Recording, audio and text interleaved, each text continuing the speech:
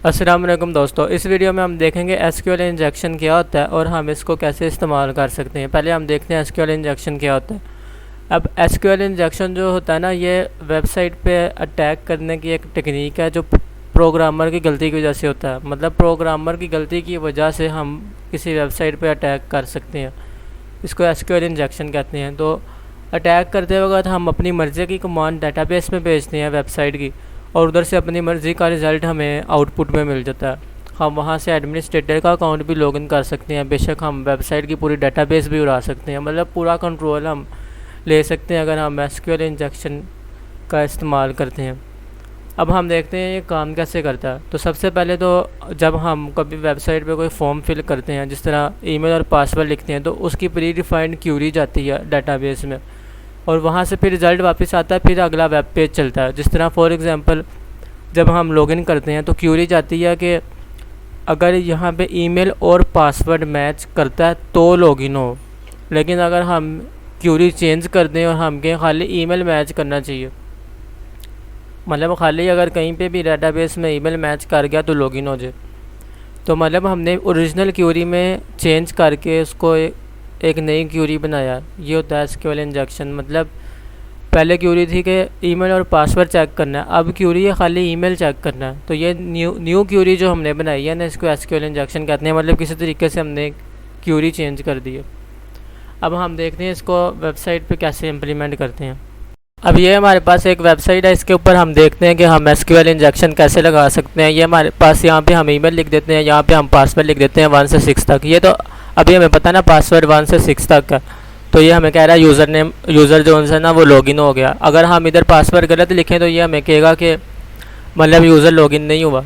अब हम देखते हैं इस वेबसाइट में एसक्यूएल इंजेक्शन पॉसिबल है कि नहीं, मतलब हमें कैसे पता चलेगा इसमें पॉसिबल है कि नहीं। तो हमें उसके लिए यहाँ पे कोई ना कोई ऐसा एसक्यूएल का सिंटैक्स लिखना पड़ेगा जो एरर जनरेट करे। फॉर एग्ज़ाम्पल हम यहाँ पे कोटेशन लिख देते हैं। तो इस कोटेशन का मतलब ये है कि ये मतलब एक कोटेशन जो सी है ना, ये मतलब इसको बंद कर देगी इस तरह, और इसके अगले वाली लाइन के बीच में कोई और या एंड नहीं होगा, जिसकी वजह से अगली वाली भी इस तरह ही वो क्यूरी लिखी होगी। मतलब पासवर्ड इक्वल ये, मतलब इसके बीच में से एंड या और जो सा भी होगा ना वो नहीं होगा, और ये वाली लाइन इस तरह ही हो जाएगी, जिसकी वजह से एरर आएगा। मतलब यहाँ पे अगर हम सिर्फ एक कोटेशन लिखें ना तो ये वेबसाइट डाउन हो जाएगी। मतलब हमें यहाँ पे कोई ना कोई ऐसा एसक्यूएल का सिंटैक्स लिख कर देखना पड़ेगा जिसकी वजह से हमें पता चल जाए कि ये एसक्यूएल से इंजेक्ट हो सकती है वेबसाइट के नहीं। तो हमने ये जो कोटेशन लिखी है ये एसक्यूएल का सिंटैक्स ही था। तो अब हम देखते हैं कि मतलब हम पासवर्ड को कैसे बाईपास कर सकते हैं। हमें पासवर्ड नहीं पता, किसी तरीके से हमें पता चल गया कि इसके पीछे क्यूरी ये लगी हुई है। मतलब इसकी डाटाबेस, एक मिनट, इसकी डाटाबेस का नाम यूज़र्स है और मतलब ये क्यूरी लगी है। तो किसी और की वेबसाइट पे एसक्यूएल इंजेक्शन लगाना इलीगल है, इसलिए हम अपनी वेबसाइट जो हमने खुद बनाई है ना उस पर लगा रहे हैं। इसका लिंक आपको डिस्क्रिप्शन में मिल जाएगा, आप भी टेस्टिंग के लिए इस्तेमाल कर सकते हैं। तो ये वाली क्यूरी हम यहाँ से कॉपी करके ना नोटपैड में पेस्ट कर देते हैं। इसके पीछे इस तरह ओरिजिनल लिख देते हैं और नीचे हम लिख देते हैं न्यू, फिर इस तरह स्पेस देते हैं और इसके पीछे यहाँ पे हम इसको पेस्ट कर देते हैं। तो दोबारा मतलब अब ये जो न्यू लिखा है ना हमने, इसके अंदर हम चेंजिंग करेंगे। अब ये जो सी हमारे पास क्यूरी है ना, इसका मतलब है कि यहाँ पे जो चीज़ आ रही है ना वो आ रहा है टाइप्ड पासवर्ड। जो सा भी हम पासवर्ड ईमेल टाइप कर रहे हैं ना वो आ रहा है इधर, और इसी तरह यहाँ पे जो पासवर्ड आ रहा है ना वो आ रहा है टाइप्ड पासवर्ड।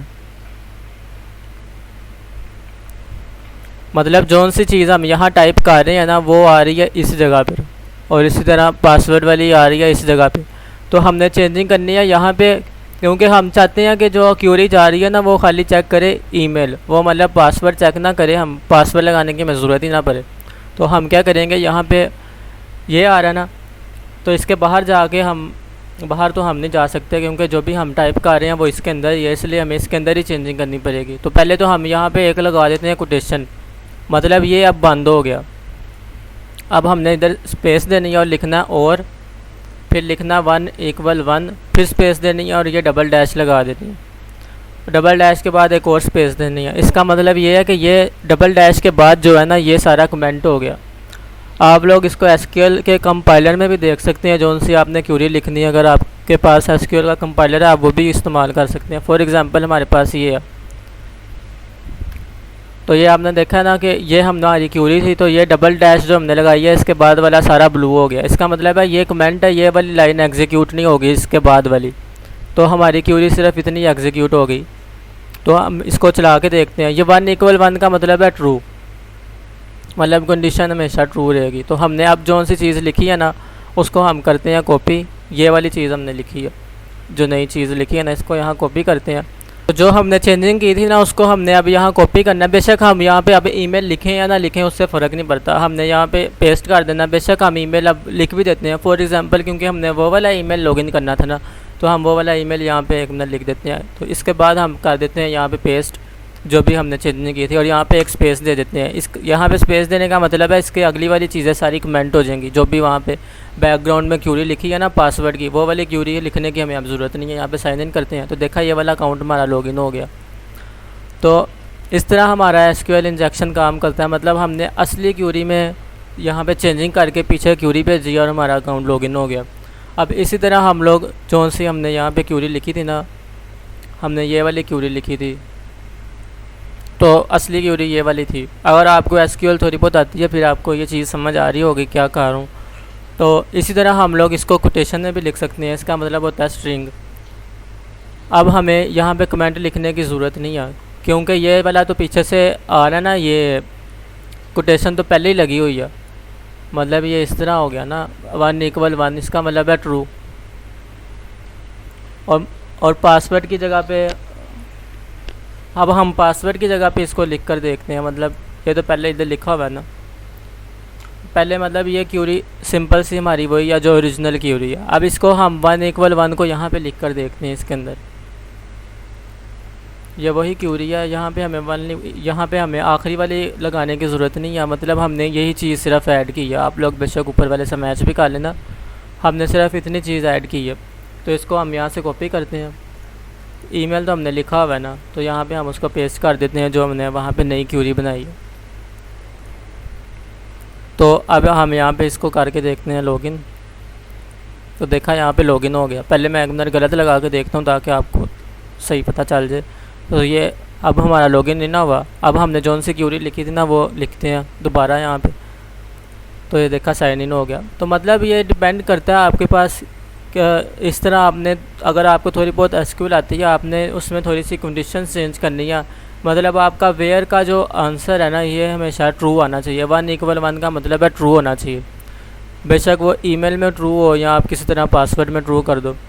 तो वेयर का आंसर ट्रू हो गया तो आपका इसका मतलब है ईमेल जो सा ना वो आपका लॉगिन हो जाएगा। अब जो आपके पास एसक्यूएल इंजेक्शन है ना उसके अंदर ये सारे तरीके हैं एसक्यूएल इंजेक्शन के, ये आपको कमेंट में मिल जाएंगे। ये वाले सारे मतलब ये जो तरीके क्यूरीज़ हैं, पेलोड्स हैं, तो ये आपको कमेंट में मिल जाएंगे। बहरहाल उम्मीद है आपको ये तरीके की समझ लगी होगी कि कैसे काम कर रहा है एसक्यूएल इंजेक्शन। समझ लगी है लाइक करें, कोई क्वेश्चन है आप कमेंट कर सकते हैं। Thank you for watching.